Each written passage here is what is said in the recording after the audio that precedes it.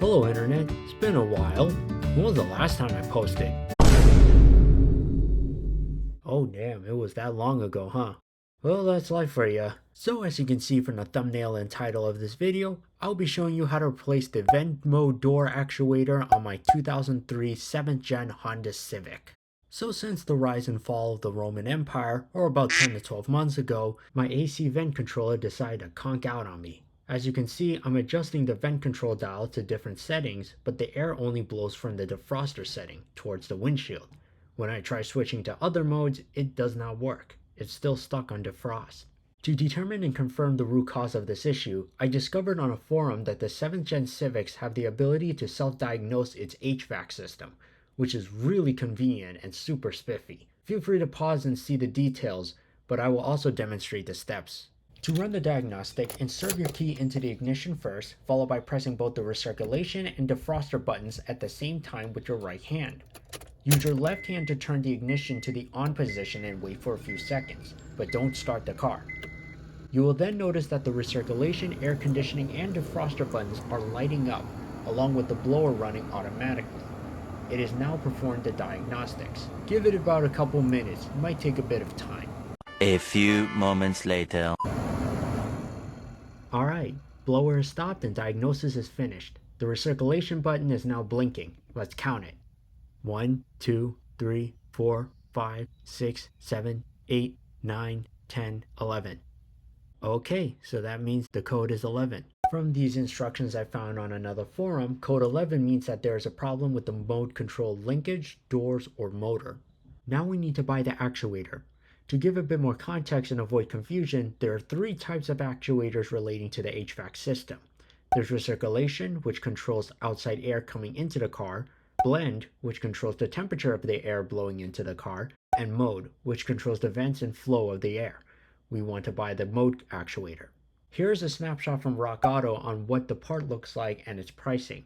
Based on descriptions, this should fit all 7th gen Civics from 2001 to 2005, regardless whether it being a coupe or a sedan. Here is also the OEM part number if you're interested. Feel free to pause if you need this. Alright, here's the box. I actually got this on eBay since it's about similar price but shorter time. Don't know why they stored it in a blend door actuator box since it is a mode control actuator, but that doesn't matter. What matters is that, as you can see, we do indeed have the correct part. We can see the bracket and the motor, along with this white piece that will control the vents. Now is the fun part, time to install it. We first go inside our Civic and pull the latch to unlock the hood and prop it up. Next, with a 10mm socket, we unhook the battery. This is important because we need to remove the passenger airbag in order to gain access. I know it's overkill to remove both terminals, but just in case. Now inside the passenger side, we need to pull out this panel beneath the glove compartment, which is held up by 3 clips. Simply use your fingers to pry on the edge of the panel and pull it out. Now time to take out the glove compartment itself. Oh sweet Jesus fajitas, this is a mess. Sorry about that. Give me a moment. Alright, all gone. Now time to remove the clips from left and right ends of the compartment that holds it in place. Use a flathead screwdriver to do this. It may require a bit of prying, so be patient.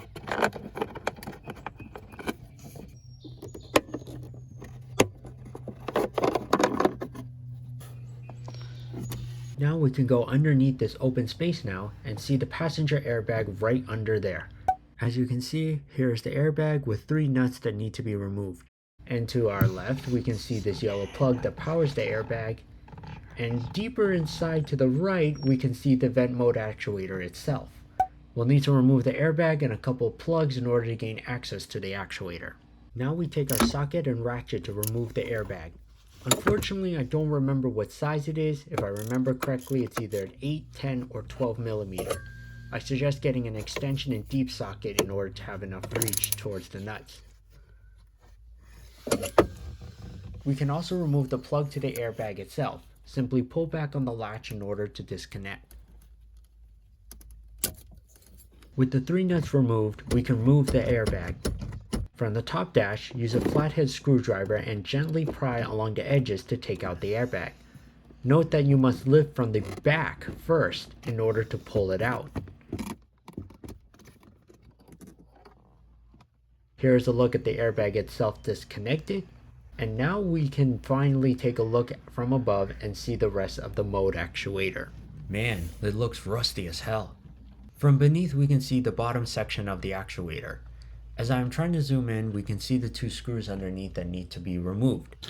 But first, to make it easier for us, we need to detach and remove some of the clips and wires. Unclip the main plug to the actuator,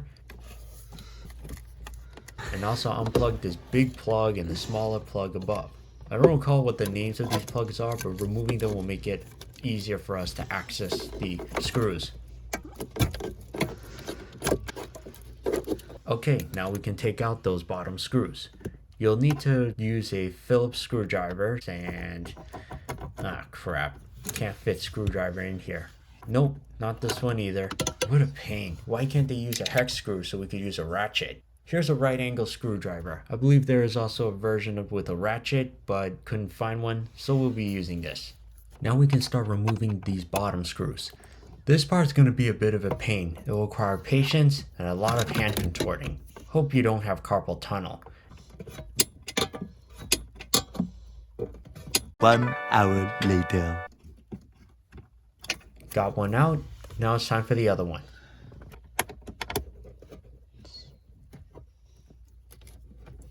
One hour later. Now we can remove the screws from the top. Thankfully, it is not as tedious and easier to access.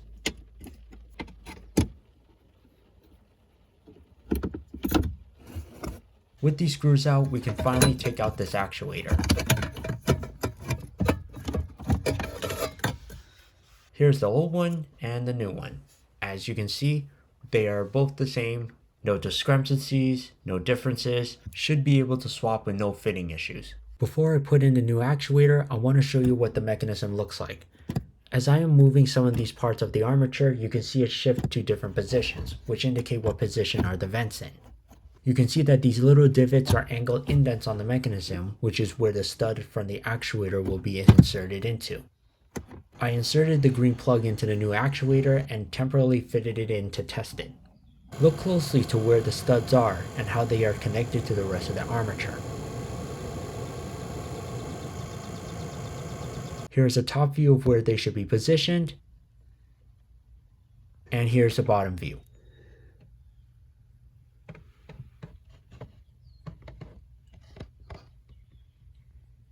It is now time to put it all back together, starting with these 3 screws that hold the actuator. 2,000 years later. Alright, top screws are secured, and so are the bottom screws. We can now reconnect all the plugs we took out beforehand.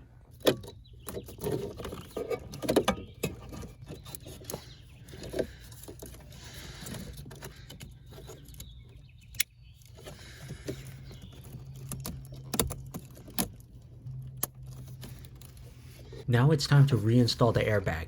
If you look at the back of this airbag, you can see these tabs on the ends, which correspond to each of these corners on the top of the dash.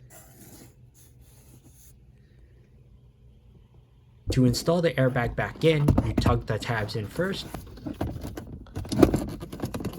then push the back side of the airbag into the space.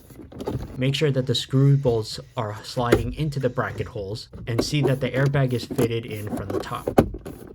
Screw in those 3 nuts into the airbag to secure it.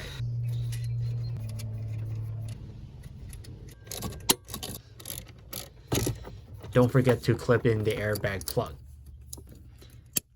Insert the stoppers into the sides of the glove compartment.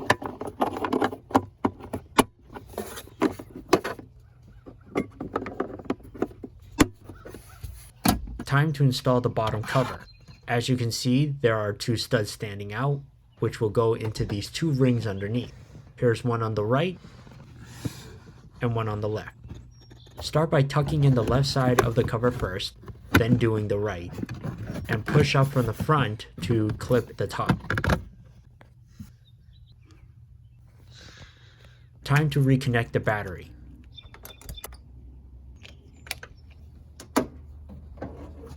Now we start the car and test out the vent controls. When testing, turn on your AC and start switching between each vent and place your hand over the vents to check and verify that air is being blown through the correct channels. As you can see, I'm going through each mode and it seems to be working perfectly. Overall, this job wasn't too bad at all. Only needed a handful of tools, be a hand contortionist, and you can do this yourself.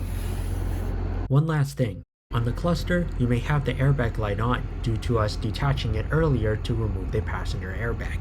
To reset this, we need to remove this cover underneath the steering wheel in order to access the fuses. Under here, you will find a yellow plug like this. We will push on the release tab on top to remove the yellow plug. Take a medium-sized paper clip and bend it so that the two ends are facing the same direction.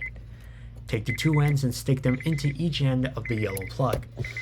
Now, we need to run the following steps, so listen carefully. We first start by turning the key to off position. You should not see the airbag light on. Make sure that the paper clip is still in the plug.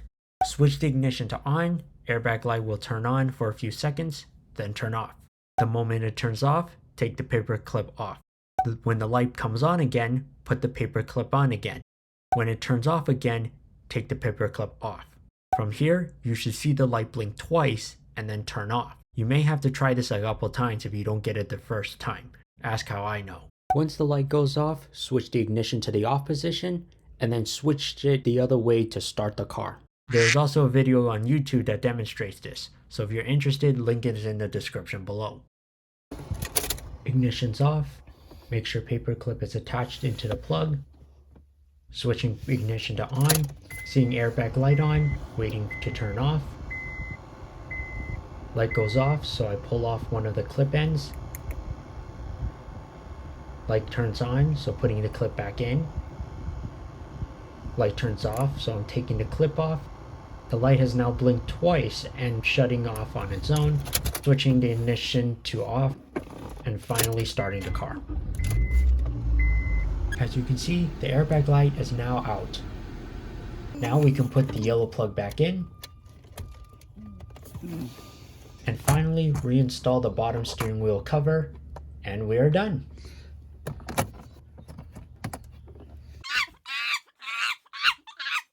Hope you found this video helpful. Feel free to add additional notes or details in the comments below. Thanks for watching, and I'll see you in the next one, whenever that will be.